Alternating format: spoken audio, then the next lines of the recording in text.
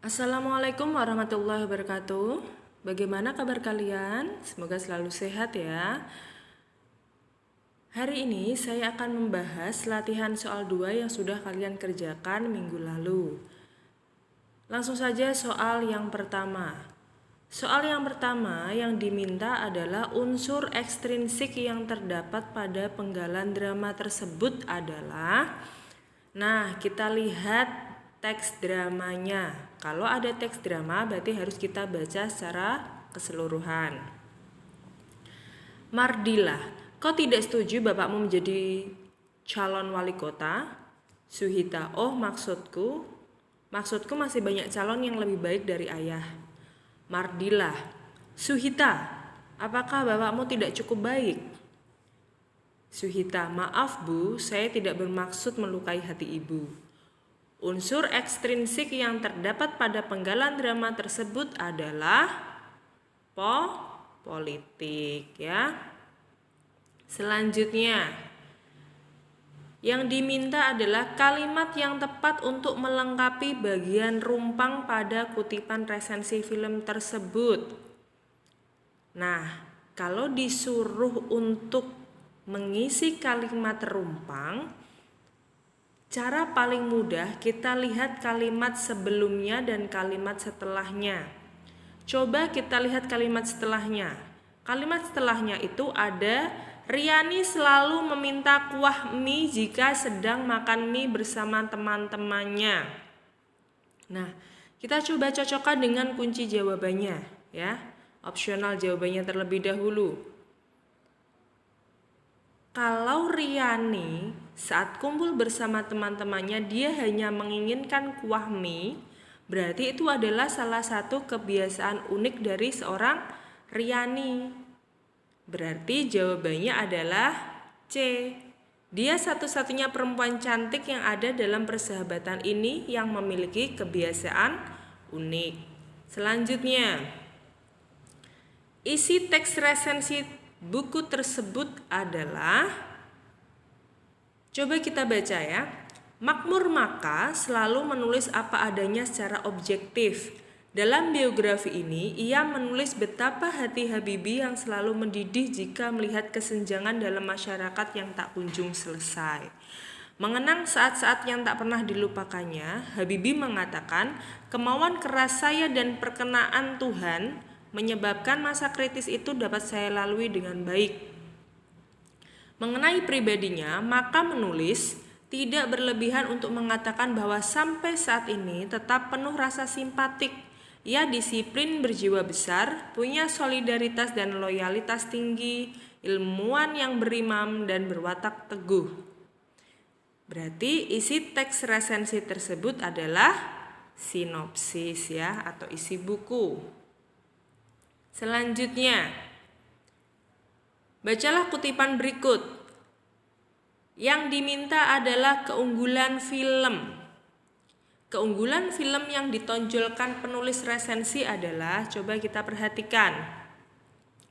Yang membuat saya berdecak kagum dengan Rumah Tanpa Jendela adalah akting Emir Mahira yang sangat gemilang dan mengalami kemajuan pesat pasca Garuda di Dadaku.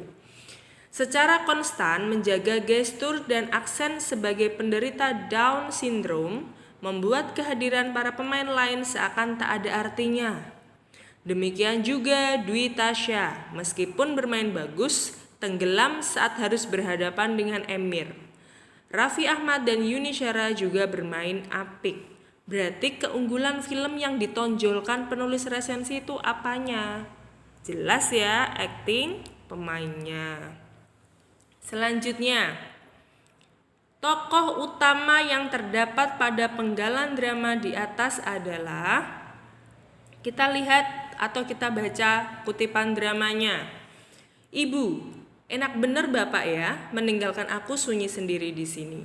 Saras, kan masih ada Saras Bu. Ibu, kadang-kadang aku bermimpi tentang mereka, tapi ketika terbangun, impian, kenangan, kenyataan sehari-hari tidak bisa kupisahkan. Saras, sudahlah Bu, lupakan saja mereka. Ikhlaskan. Ibu, Bagaimana mungkin aku bisa melupakan semuanya jika kemarahanku belum juga hilang atas perilaku kurang ajar semacam itu? Saras, menculik anak orang dan membunuhnya. Apakah setiap orang harus kehilangan anggota keluarganya sendiri lebih dahulu supaya bisa sama marahnya? Ibu, Bapak, aku yakin dia ada di sana. Karena aku saksikan bagaimana dia dengan tenang meninggalkan dunia yang fana, tetapi tidak dengan satria. Nah, tokoh utama yang terdapat pada penggalan teks di atas adalah ibu. Benar sekali ya. Oke, soal selanjutnya. Cermati kutipan teks drama berikut. Yang diminta adalah kalimat yang tepat untuk melengkapi bagian rumpang pada dialog drama tersebut. Coba kita baca dramanya. Husna, sakit apa Mbak? Astuti, sakit perut sudah beberapa hari. Husna, Mbak selalu ke dokter ini? Apa setiap hari juga banyak pasiennya? Astuti, setahu saya begitu, setiap hari banyak dikunjungi pasien, padahal dokter lain juga ada. Husna, dokter di sini punya kelebihan. Astuti, itu yang akan kita cari jawabannya. Husna, oh pantas kalau begitu. Astuti, banyak orang yang sembuh ditangani dokter ini. Berarti kalimat yang tepat untuk melengkapi bagian rumpang pada dialog drama tersebut adalah dia dokter bertangan dingin. Selanjutnya, cermati kutipan drama berikut. Yang diminta adalah watak tokoh Elis dalam kutipan drama tersebut adalah, kita lihat ya, Elis datang dari ruang dalam. Nah, kalau ada kutipan drama ada di dalam kurung seperti ini namanya keramagung ya. Elis ya. Ya Pak, ada apa Pak? Kakek, mana Ari dan Adi? Sudah sore begini belum di rumah? Elis, main Pak, tadi bawa motor. Kakek, aduh Elis, bagaimana kalian membesarkan anak? Akan jadi apa cucuku kelak? Elis, sudahlah Pak, kan Adi dan Ari sudah bisa naik motor. Kakek, kau dan suamimu memanjakannya, mereka masih SMP belum berhak punya SIM. Elis, biar masa kecil mereka senang Pak, tidak seperti kami dulu.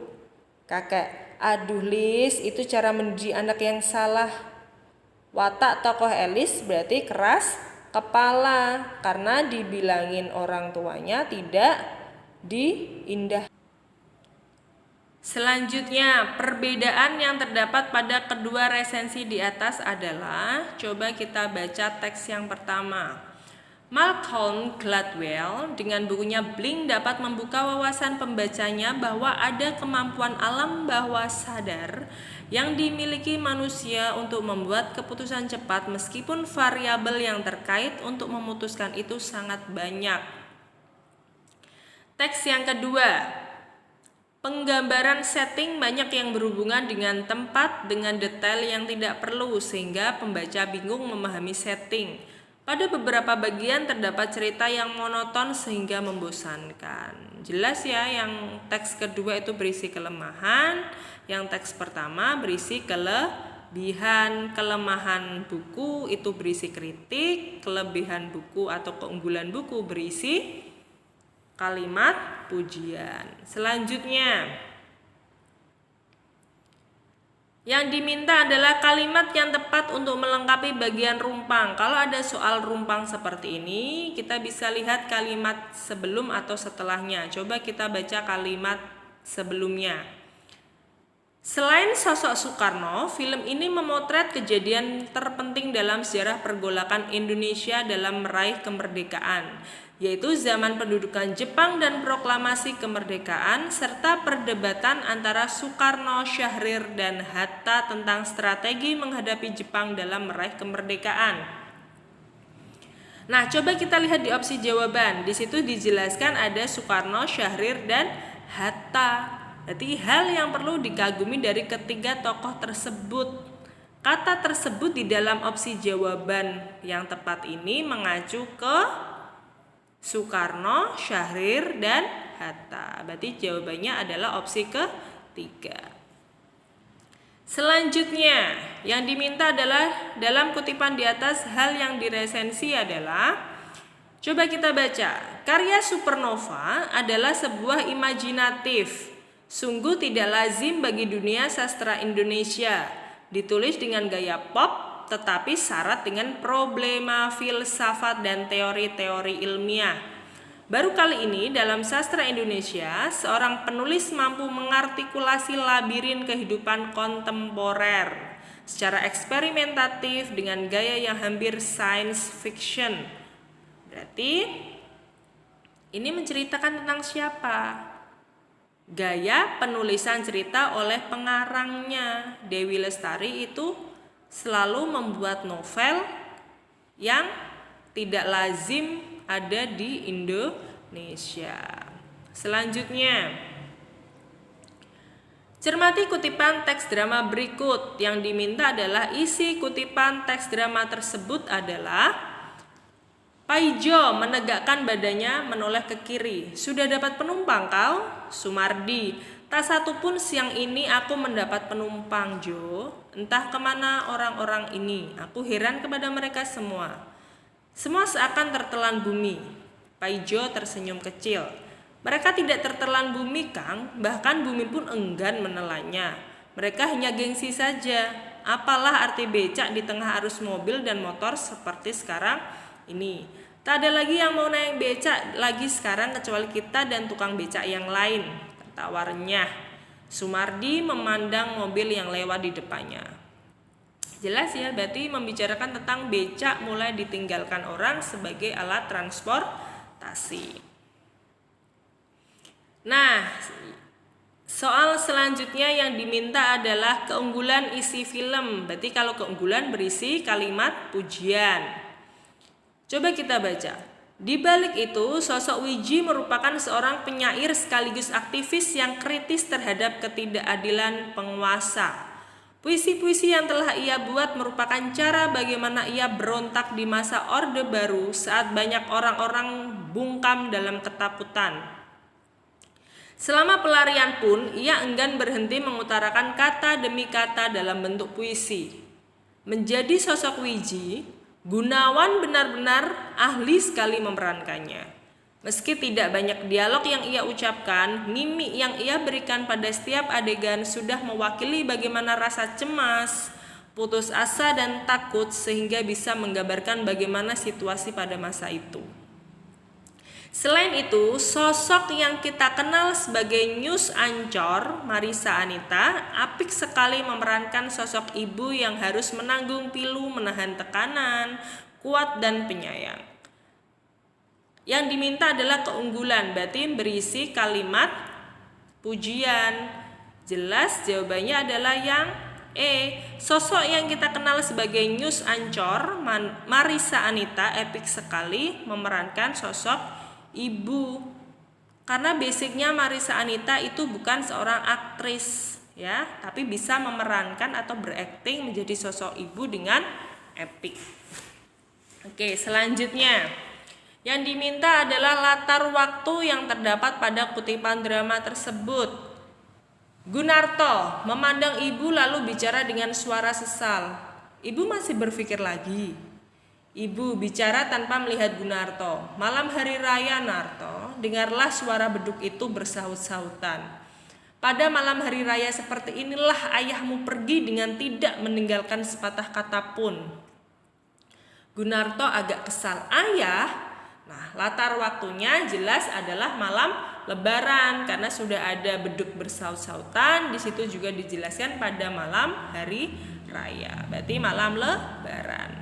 Selanjutnya, yang diminta adalah teks yang dinyatakan teks sinopsis dengan alasan yang tepat. Coba kita baca teks yang pertama dan teks kedua. Teks yang pertama, Tenggelamnya Kapal Van der Wijk adalah sebuah novel karya Haji Abdul Malik Karim Amrullah atau lebih dikenal dengan nama Hamka. Novel ini pertama kali ditulis oleh Hamka sebagai cerita bersambung dalam sebuah majalah yang dipimpinnya. Pedoman masyarakat pada tahun 1938. Karya tersebut kemudian diterbitkan sebagai novel pada tahun 1939. Dalam novel ini, Hamka mengkritik beberapa tradisi yang dilakukan oleh masyarakat pada saat itu, terutama mengenai kawin paksa. Nah, sekarang teks kedua. Tenggelamnya kapal Van der Wijk melukiskan suatu kisah cinta murni antara seorang anak muda bernama Zainuddin dan Hayati yang dilandasi keikhlasan dan kesucian jiwa. Berawal dari pertemuan tak sengaja di antara Zainuddin dan Hayati di jalan waktu hujan turun. Itulah percintaan sepasang kekasih yang penuh derita ini dimulai. Hubungan kasih Zainuddin dan Hayati tidak disetujui oleh Nini dan Mama Hayati. Hayati akhirnya menikah dengan Aziz. Cerita ini diakhiri dengan kematian Hayati dan Zainuddin yang tidak sempat bersatu dalam mahligai pernikahan. Berarti mana yang dinyatakan teks sinopsis? Jelas yang memuat cerita dari film tersebut adalah teks kedua. Teks kedua itu menceritakan jalan ceritanya novel Tenggelamnya Kapal Van der Wijk. Selanjutnya, tema penggalan drama tersebut adalah, nah ini dramanya seperti tadi yang sudah kita bahas ya. Coba, ini antara Husna dan Astuti yang berobat di dokter yang sama ya. Temanya tuh apa? Mereka berdua membicarakan tentang ujian terhadap seorang dokter. Dokter ini dokter bertangan dingin. Jadi banyak pasien yang ingin periksa kepada dokter ini. Oke, jawabannya A. Selanjutnya, inti penggalan naskah drama di atas adalah, coba kita baca dramanya terlebih dahulu. Karim, sudah 10 purnama ayah tidak pulang ya Bu? Aku merindukan candanya yang ceria. Ibu, sabar nak, jangan kita putus berdoa. Semoga ayahmu dalam lindungan Tuhan. Karim, ibu dengan ayah tidak ada masalah kan? Ibu sambil memeluk Karim, maafkan ibu nak, ibu tidak bisa menerima ayah lagi sejak dia menikahi perempuan desa seberang. Karim memandang wajah ibunya sambil menahan dadanya yang sakit akibat sakit paru-paru yang dideritanya. Mengapa selama ini tidak menceritakan pada Karim, Bu? Inti penggalan naskah drama di atas adalah, intinya adalah ayah dan ibu Karim sudah bercerai. Selanjutnya, makna anak emas pada kutipan teks drama tersebut adalah, kalau kalian sudah tahu makna dari anak emas, berarti tidak perlu baca teksnya ya. Anak emas itu adalah anak kesayangan ya. Selanjutnya, yang diminta adalah kutipan resensi film tersebut menunjukkan, nah, ini unsur apa? Coba kita baca. Film di bawah lindungan Ka'bah begitu berusaha untuk terlihat mengharu biru. Usaha tersebut ingin dicapai sehingga dalam film tersebut ditambah kejadian-kejadian yang tidak ada dalam novel. Sejumlah kejadian tersebut adalah tenggelamnya Zainab di sungai. Usaha Hamid menyelamatkan Zainab dan pengusiran Hamid dari desa tempat tinggalnya. Hamid diusir karena ia menyentuh Zainab saat berusaha menyelamatkannya. Hal tersebut dipandang tak layak oleh warga dan para petinggi agama di desa tempat Hamid tinggal. Untuk menghindari omongan-omongan tak sedap, diusirlah Hamid dari desa. Di akhir film digambarkan Hamid menanggung konsekuensi dari tindakan yang sejatinya berlandaskan niat baik. Kutipan resensi tersebut berisi keunggulan film. Karena apa? Di sini dilihat kalimatnya. Usaha tersebut ingin dicapai sehingga dalam film tersebut ditambah kejadian-kejadian yang tidak ada dalam novel. Itu berupa pujian dari resensi. Selanjutnya, bagian resensi film di atas termasuk unsur, jelas ya, kalau ada judul film, sutradara, produser, pemain, durasi, berarti jawabannya adalah identitas film. Soal selanjutnya, perbedaan karakter tokoh Arya dan Lucky pada kutipan drama tersebut adalah, Coba kita baca Arya. Kenapa kemarin kamu tidak masuk sekolah, Ki? Luki, aku malas. Arya, malas? Enak sekali jawabannya malas. Dea, iya enak sekali kamu menjawab malas. Luki, ya aku memang malas. Dea, kalau kamu suka tidak masuk sekolah karena malas, bagaimana nanti kamu bisa lulus? Apalagi sebentar lagi akan ujian nasional. Arya, iya, betul kata Rini itu.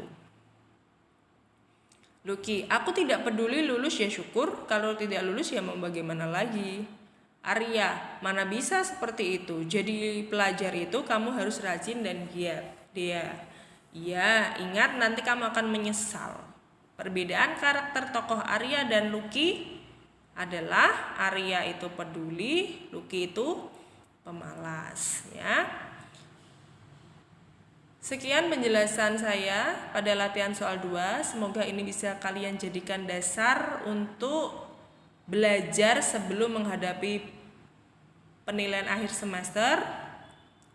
Dan latihan-latihan soal yang pernah saya berikan silakan kalian pelajari lagi, bisa buka di YouTube saya untuk mengingat kembali materi cerpen, proposal, dan karya ilmiah.